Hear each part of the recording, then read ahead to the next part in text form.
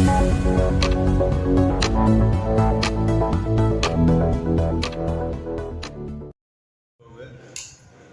राष्ट्र निर्माण संघ के राष्ट्रीय अध्यक्ष लखनऊ मंच के माध्यम से वर्तमान परिस्थितियां जो हमारे देश के सामने उत्पन्न है उस पर मैं यही कहना चाहता हूं कि ये जो परिस्थितियां उत्पन्न है ये जानबूझ करके उत्पन्न की गई है। आज बहुत खेद के साथ कहना पड़ता है कि जब लोग कहते हैं कि हम आज़ाद भारत के लोग हैं, कौन सी आज़ादी, किस तरह की आज़ादी? अगर इस तरह की बातें अगर हम लोग ध्यान देते हैं, न भारत आज़ादी के बाद अपनी भाषा मिली, न वेश मिला, न भारतीय संस्कृति मिली। आज कौन सी आज़ादी की बात है? आज संविधान की लोग बात करते हैं कि संविधान खतरे में है। उन लोगों से पूछा जाए कि सोसाइटी रजिस्ट्रेशन एक्ट कब बना है, तो बताएंगे लोग कि 1860 का है। पुलिस मैनुअल कब बना है? 1861 का है। अरे कौन सा संविधान हमने बना लिया? इंडियन पेनल कोड हो, सीआरपीसी हो, क्या हम बनाए हैं? अंग्रेजों के जमाने में जो आयरलैंड में अंग्रेजों ने शासन करने के लिए आयरलैंड में जो पेनल कोड दंड संहिता बनाया था, सीआरपीसी बनाया था, आज उसी को अक्षरशः आत्मसात किए हैं और कहेंगे लोग कि हम भारत के कानून से गवर्न होते हैं। एक बात मैं जनता के बीच में छोड़ना चाहता हूं, ये लिखित में आपके संवैधानिक स्तर पर है कि 26 नवंबर 1949 को भारत का संविधान बन करके तैयार हुआ। 26 जनवरी 1950 को भारत का संविधान लागू हुआ। 15 नवंबर 1949 को गोडसे को फांसी दी गई। जब भारत का संविधान 1950 में लागू हुआ तो क्या भारत सरकार ये बता सकती है कि किस संविधान से नाथूराम गोडसे को फांसी की सजा दी गई? आज बहुत सी चर्चाएं हो रही है। आज सावरकर और नाथूराम गोडसे पर बहुत से विवाद पैदा हो रहे हैं। जो सावरकर के पैर की धूल के बराबर नहीं, वो भी सावरकर पर अंगुली उठा रहे हैं। सावरकर के विषय में जानते हैं, ये वो सावरकर थे, चाहे महात्मा गांधी हो, जवाहरलाल नेहरू हो, जितने भी लोग हैं जो विदेशों में जा करके वकालत की डिग्री ली है, वहां पर एक शर्त था ब्रिटेन में कि मैं सदैव ब्रिटिश सरकार के सिद्धांतों का अनुकरण करूंगा। उनको वकालत की डिग्री दी जाती है। एक सावरकर ये व्यक्ति थे जिन्होंने वकालत में ये शपथ पत्र भर करके नहीं दिया और कहा कि जब मैं अपने पैसे के बल पर, अपने विवेक से यहाँ पढ़ रहा हूँ, अपने खर्चे पर पढ़ रहा हूँ, तो मैं ब्रिटिश सरकार के हिमायती क्यों बनूंगा? उनको वकालत की डिग्री नहीं मिली। क्या ये भी जानते हैं? अरे जब नेहरू इस भारत के धरती पर राजनीति में आए उस समय सावरकर सेलूर जेल में बंद थे और कहते हैं लोग कि मैं सावरकर नहीं हूं। जहां तक गोडसे की बात है, गोडसे ने गांधी को गोली मारा, कोर्ट ने उनको सजा दी, लेकिन कपूर कमीशन ने जो जांच किया, जिस समय संचार व्यवस्था उत्तर की नहीं थी, गोडसे दिल्ली में बिरला भवन में गांधी जी को गोली मार रहे हैं। हम इसको जस्टिफाई नहीं कर रहे हैं, लेकिन इतना जरूर कहूंगा कि नागपुर और बॉम्बे में उसी दिन 5000 ब्राह्मणों की, चित्पावन ब्राह्मणों की हत्या की गई। किसके इशारे पर की गई? कौन सा संचार व्यवस्था था कि दिल्ली से खबर इतना जल्दी रातों रात पहुंच गई थी? गोडसे ने गोली मारा, लेकिन 5000 ब्राह्मणों ने क्या किया था जिनको घरों में घुस करके उनकी हत्याएं की गई? इस पर नहीं बोल सकते हैं। कश्मीर में जो ब्राह्मण की हत्या हुई उस पर कुछ नहीं कह सकते हैं लोग। आज 32,000 हिंदुओं की लड़कियों को विदेश में ले जाकर के बेचा गया। केरल स्टोरी बन रही है, उस पर सेकुलर है तो मचा है। 1992 के तहत हजारों लड़कियों का रेप हुआ और चिश्ती बंधुओं ने उनका दुरुपयोग किया। इस पर कोई सेकुलर नहीं बोलता है। अरे कौन सा सेकुलर की बात करते हैं? आज अगर बात खोली जाए तो बहुत दूर तक जाएगा। 1947 15 अगस्त को जो हम चर्चा करते हैं कि भारत आजाद हुआ,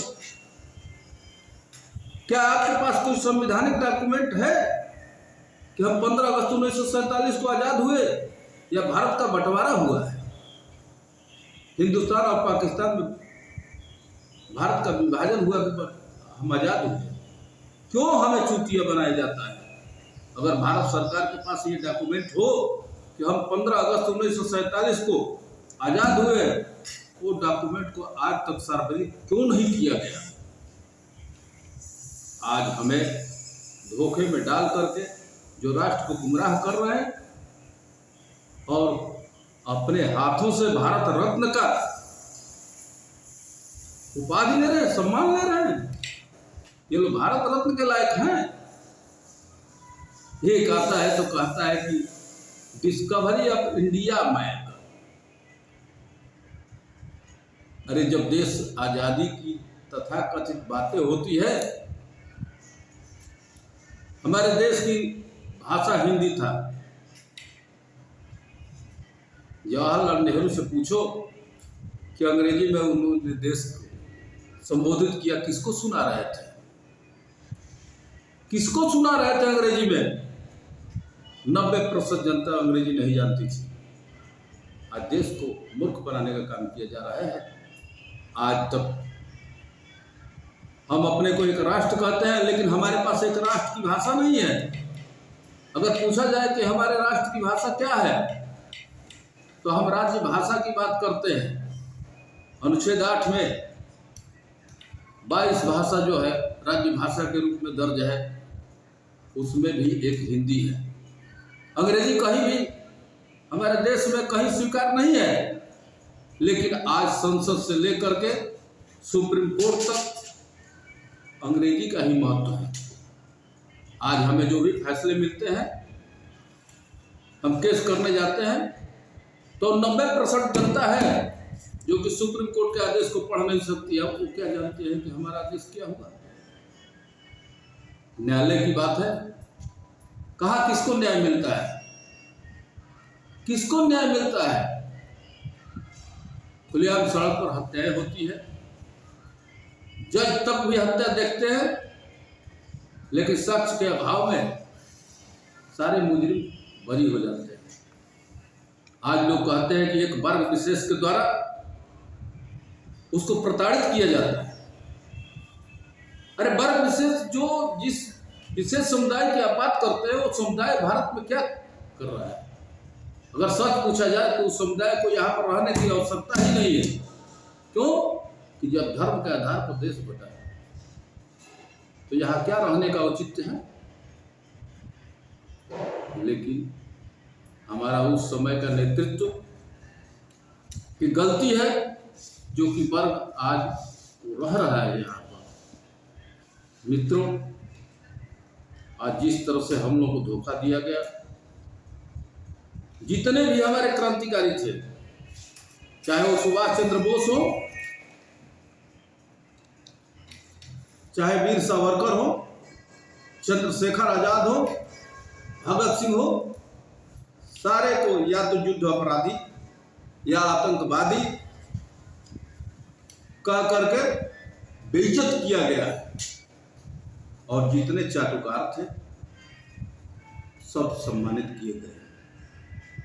मैं दावा के साथ कहता हूं, अगर किसी को मुकदमा करना है हम पर करे, साक्ष्य मैं पेश करूंगा।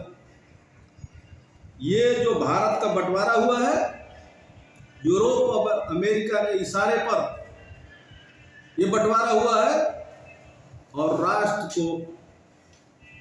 राष्ट्र के अस्तित्व को, राष्ट्र के भाषा को खत्म करने का ये नेहरू का प्रपंच था। मैं उन लोगों से पूछता हूं कि आज कहने में डरते होंगे लोग, सम्मान की बात कहेंगे कि ऐसे लोग कोई महापुरुष है, हमारे भारत को बनाने वाले निर्माण करता है। अरे कौन निर्माण किया था? एडवीना के प्यार में जो सदैव पागल रहे, जो बंटवारे का एक कारण है। जब उनका निधन हो रहा है 1960 में, तो भारत के संसद में शोक प्रस्ताव जा रहा है और जो वही जयप्रकाश नारायण, एक भारत का लाल, उसका मृत्यु होता है तो ये लोग कहते हैं कि जयप्रकाश नारायण संसद के सदस्य नहीं है, इसलिए इनका शोक प्रस्ताव जो है संसद में नहीं मनाया जाएगा। अरे एडवीना इस संसद के सदस्य थे, हाँ? मोहब्बत की संसद की थी। एक जो है भारत, आज का भारत है, एक भारत की खोज कर रहे हैं, डिस्कवरी ऑफ इंडिया लिख रहे हैं, एक मोहब्बत का दुकान खोल रहे हैं। और जिनका परिवार ही मोहब्बत की दुकान में कैद है, वो हमें क्या सिखाएंगे? भारतीय संस्कृति वो हमको क्या सिखाएंगे? क्यों नहीं ये लोग अपने असली टाइटल का ये लोग नाम लेते हैं? आज ब्राह्मण के भेष को बदनाम करके ये चाहते हैं कि हम ख्याति प्राप्त कर लें। आज उस ब्राह्मण को और सनातन को गाली दे रहे हैं। ऐसे लोग कतई बर्दाश्त नहीं होगा। और हम सनातनी हिंदू राष्ट्र निर्माण संघ के माध्यम से इस विषय पर मुहिम चलाएंगे और सारे भेद खोल करके जनता के बीच में रखेंगे कि किस तरह से हम लोग को धोखा दिया गया।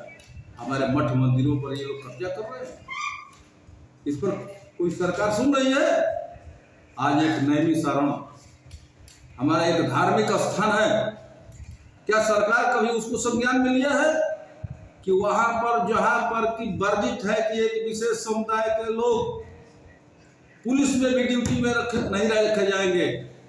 आज वहां पर विदेशी कंपनियों के आड़ में जिस तरह से धर्म स्थल को खरीद करके वहां के धार्मिक पवित्रता को अपवित्र करने का और कब्जा करने का जो नियत वहां पर काम कर रही है, इस पर हम लोग बार बार आग्रह कर रहे हैं। सरकार का ध्यान आकृष्ट करने के बाद भी कोई कार्रवाई नहीं होती है।